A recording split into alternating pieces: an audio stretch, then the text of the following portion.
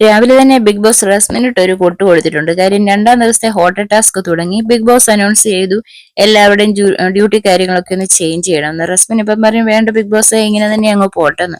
അപ്പൊ big boss announce ചെയ്ത് പറ്റത്തില്ല, ചേഞ്ച് ചെയ്തേ പറ്റത്തുള്ളൂ എന്ന് പറയും. അവിടെ റസ്മിൻ ഒന്ന് ചമ്മിപ്പോയി സാബുമാങ് മുഖമൊക്കെ പൊത്തി കുനിഞ്ഞിരുന്ന് ചിരിക്കുന്നതാണ് കാണുന്നത്.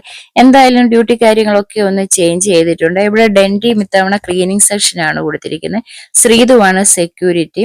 അതുപോലെ നെക്സ്റ്റ് ടീം എന്റർടൈൻമെന്റ് ആണ് കൊടുത്തിരിക്കുന്നത്. എന്റർടൈൻമെന്റ് ഡാൻസ് പെർഫോമൻസ് ഒക്കെ ചെയ്യുന്നത് ശ്രീരേഖയാണ്. ജാസ്മിൻ റോബോട്ടായിട്ടാണ്. അതുപോലെ ടണൽ ടീമാണ് കിച്ചണിലെ ജോലികളൊക്കെ ചെയ്യുന്നത്. എന്തായാലും കിച്ചൺ ജോലി ചെയ്യുന്നവർക്ക് ആയിരിക്കണം കൂടുതൽ പോയിന്റ് കിട്ടാൻ പോകുന്നത്. കാര്യം അവര് നല്ല ഫുഡൊക്കെ അവർക്ക് ഉണ്ടാക്കി കൊടുത്തു കഴിയുമ്പോൾ അവരെ ഒന്ന് സന്തോഷിപ്പിക്കുമ്പോൾ അവർക്കായിരിക്കും.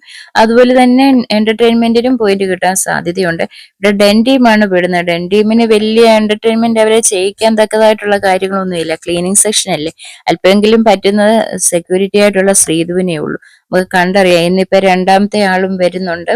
അത് നമ്മൾ കണ്ടു, ശ്വേതാമേനോനാണ് വരുന്നത്. ഇപ്പൊ സാബുമാൻ ഏത് രീതിയിലായിരുന്നു ഇവരോടൊക്കെ പെർഫോമൻസ് ചെയ്തത്, അതിലെ ഇരട്ടിയായിട്ട് ഏതായാലും ശ്വേതാമേനോൻ ഇവിടെ വന്നു കഴിയുമ്പോൾ ഇവർക്കൊരു പണി കൊടുക്കുക എന്നുള്ളത് തീർത്തറിയാവുന്നതാണ്.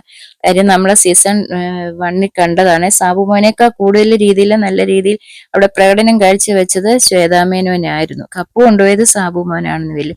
ഇപ്പം വരുന്നുണ്ടെ ഒരു ഡയമണ്ടോ മറ്റോ കയ്യിൽ ഇരിപ്പുണ്ട്, ഒരു വജ്രം പോലെ ഒരു സാധനം. അതിപ്പോ കൊയിന് പകരം കൊടുക്കാവുന്നതായിരിക്കണം. കൊയിൻ കൊടുക്കുന്നത് കൂടാതെ ഇത് കൊടുക്കുന്നവർക്കായിരിക്കും കൂടുതൽ പോയിന്റ്. നമുക്ക് കണ്ടറിയാം ഇന്നത്തെ പ്രകടനം എങ്ങനെയായി തീരുമെന്നുള്ളത്.